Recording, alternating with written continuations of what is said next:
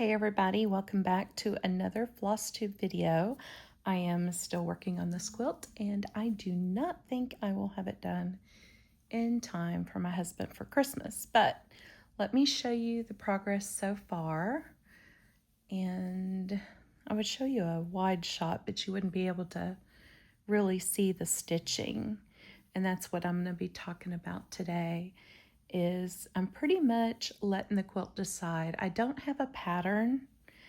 I just kind of look at it and see what it needs next. Basically, kind of, sort of, I'm doing a patch and then stitches and then a patch, kind of, but I don't want it too matchy, if that makes sense. I want more. My husband really likes my stitching, so I'm trying to do more of that. So that's why you're going to see like 3 rows of that, and I hope you can see this okay.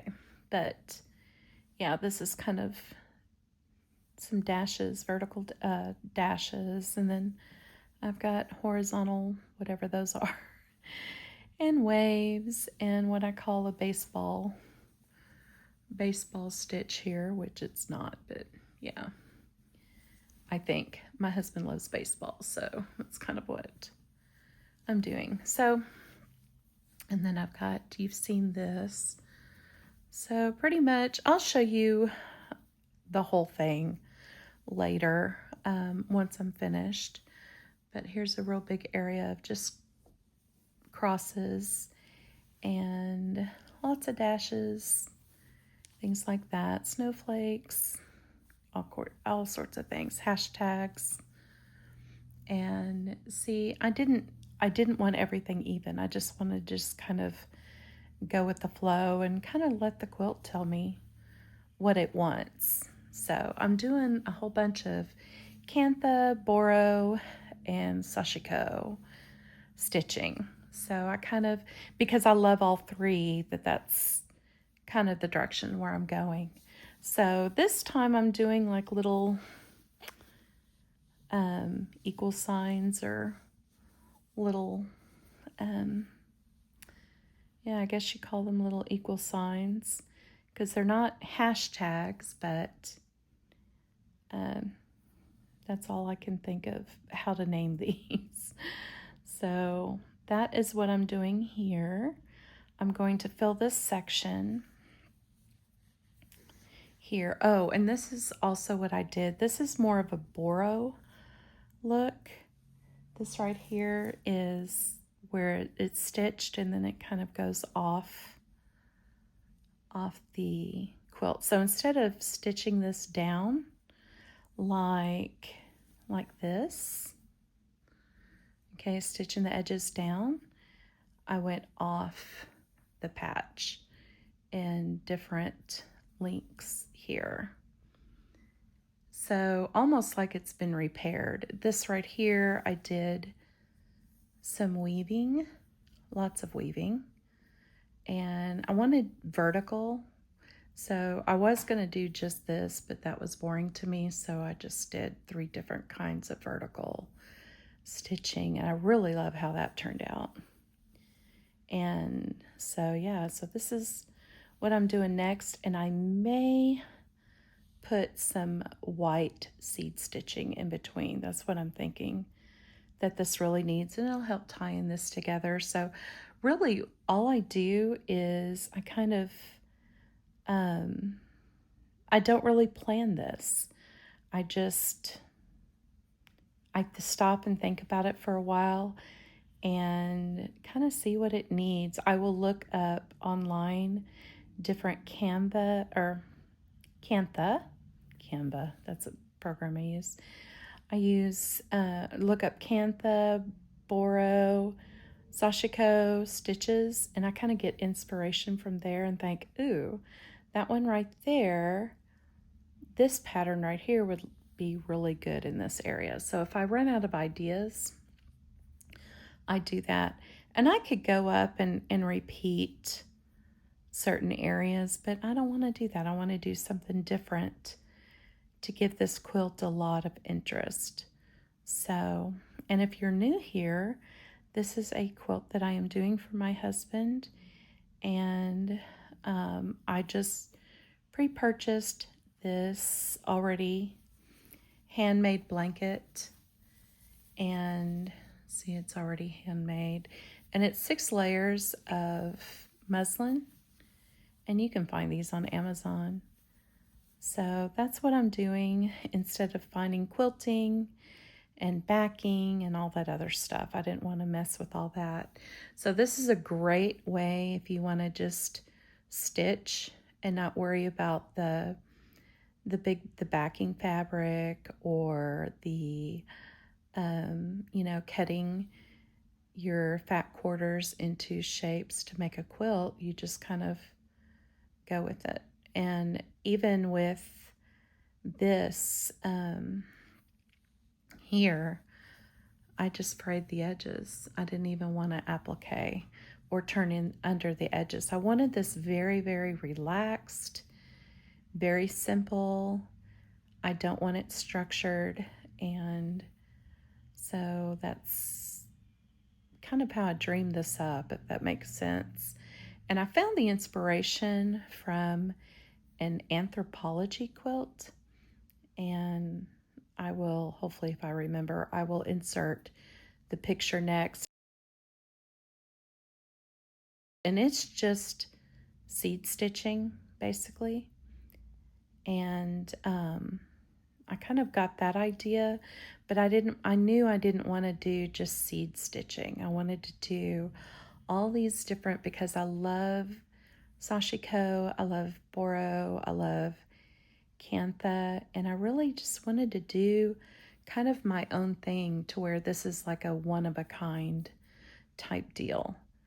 And I've been wanting to make my husband a quilt forever, and I just never got around to it because I knew that I didn't want to use any sewing machine. I wanted to do everything by hand, like way back a long time ago, like they used to do.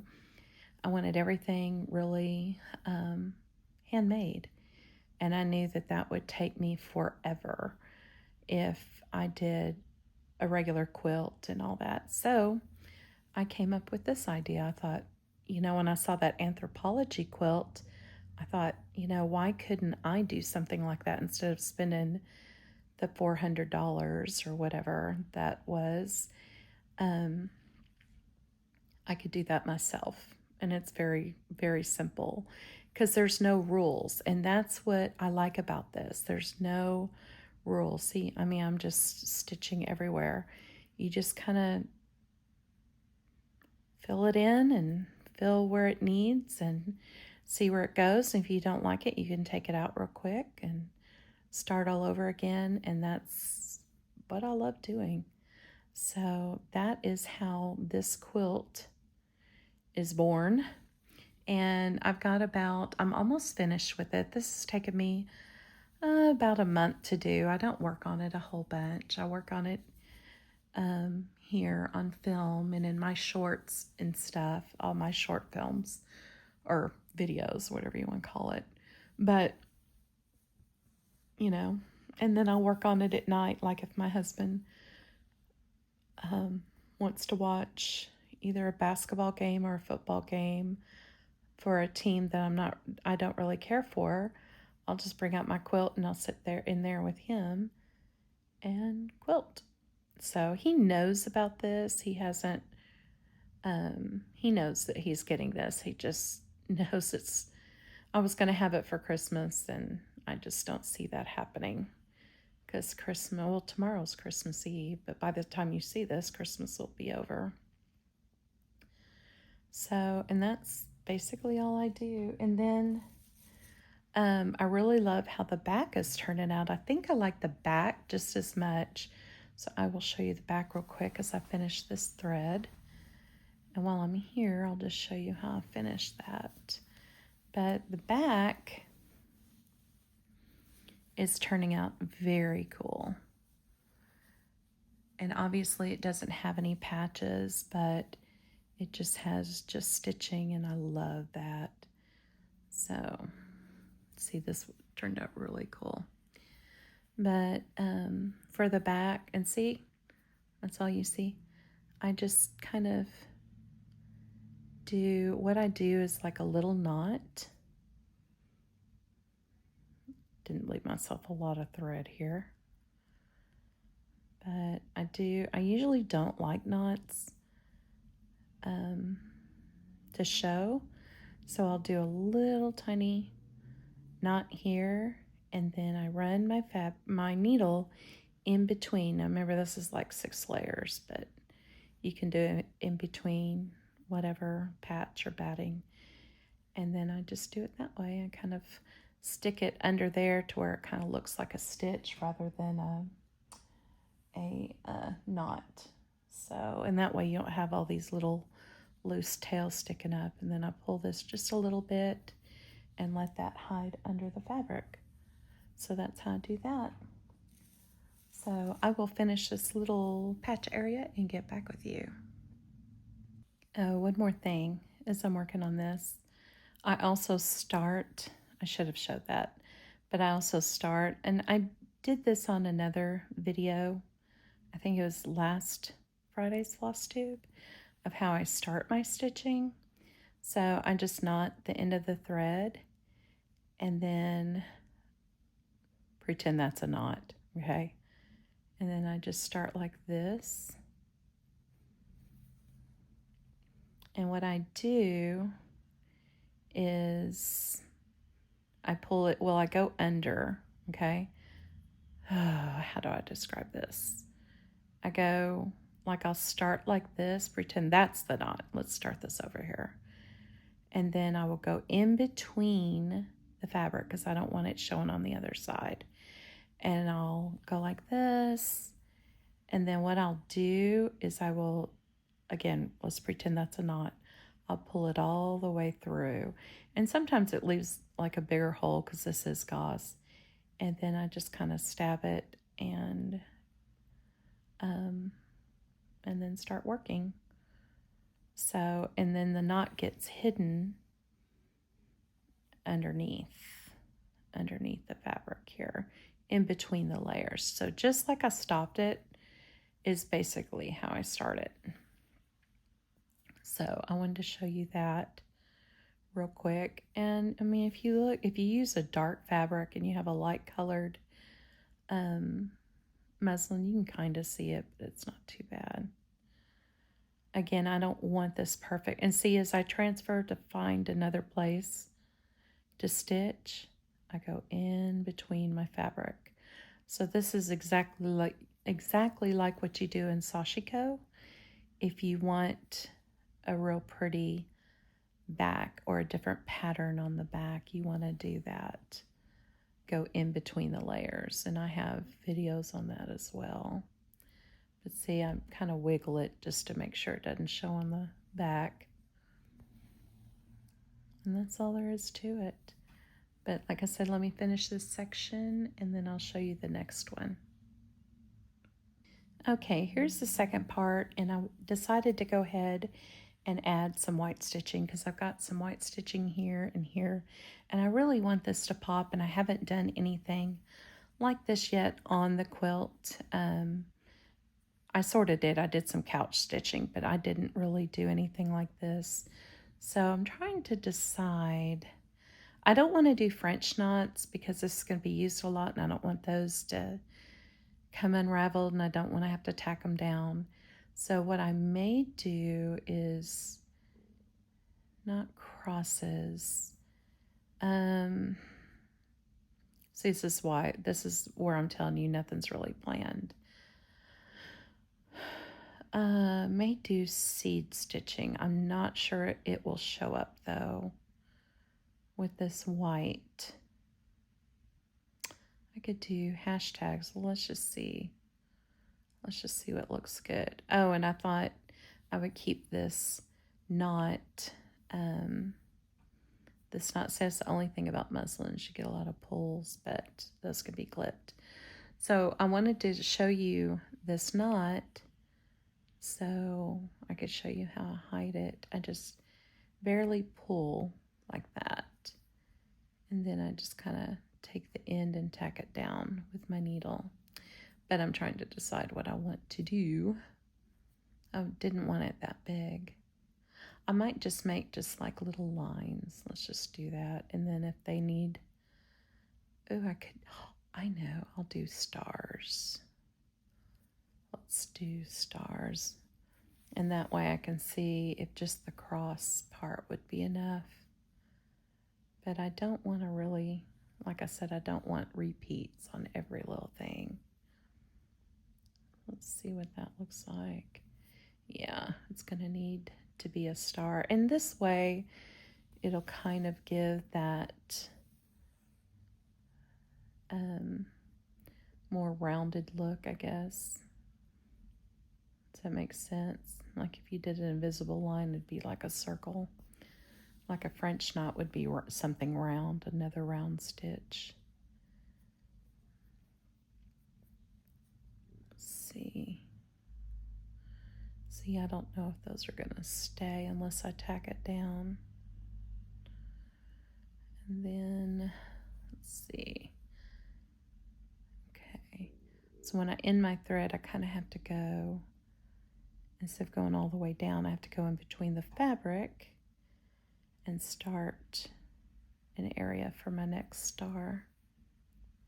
I don't know if I'm going to use patches or not. I may just do kind of random stitching all over. So leave a comment below if you think that's a good idea, or if I should do another patch quilt that you would like to see from start to finish. And then I will incorporate. Oh, and another thing, I was thinking you could take your children's school shirts and cut out the logo of their school. Have I been off camera? I hope not. But you can cut off the logo of your child's school and or cut it out, and you can do the same thing.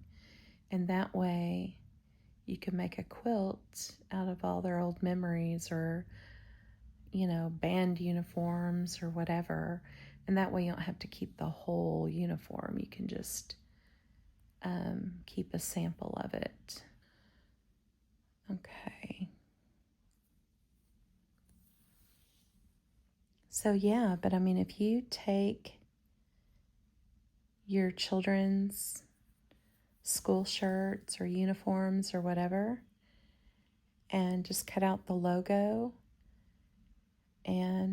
or cut a square out of the logo, you can make, instead of these patches, you can make that your children's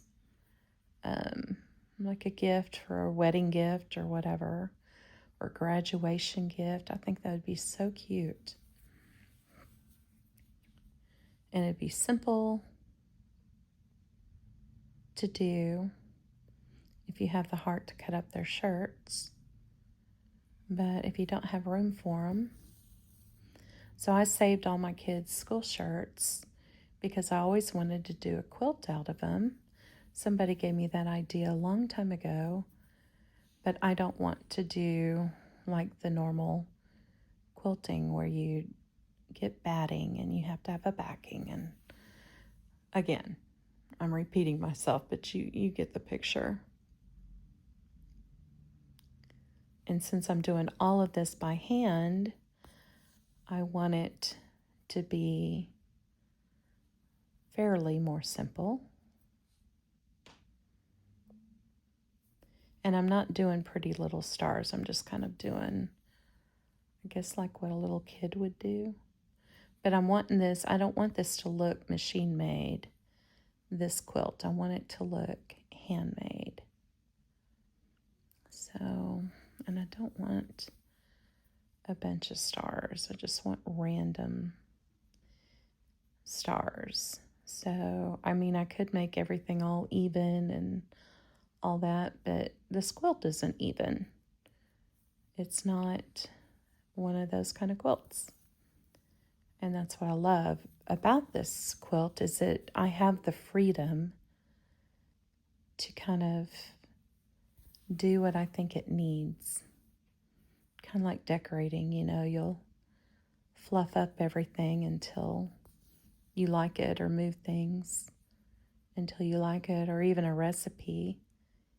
You kind of add or do stuff and until it looks good. I don't ever follow recipes either.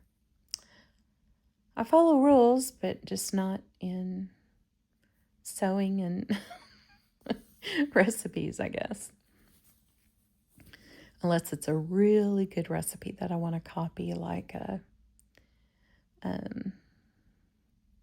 know what I was doing wrong here. Like a restaurant, like how they do a certain dish or whatever, and you get one of those recipes, how to make Red Lobster bread or whatever, or Olive Garden's garlic bread or whatever. Then I'll follow the recipe to the science, to the exact science. But let me finish this up because I'm just going to keep getting out of camera here. Let me finish this up and then I will show you the quilt so far, and I'll show you the back too, so stay tuned. Okay, here is how this turned out, and then I will show you the rest of the quilt. And then in a second, I will show you what the back of it looks like as well. So here is all of this, and let me show you the back. And this is the back.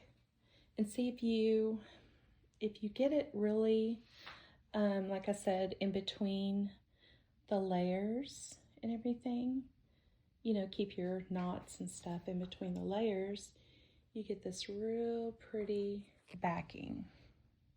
Hope I'm not going too fast.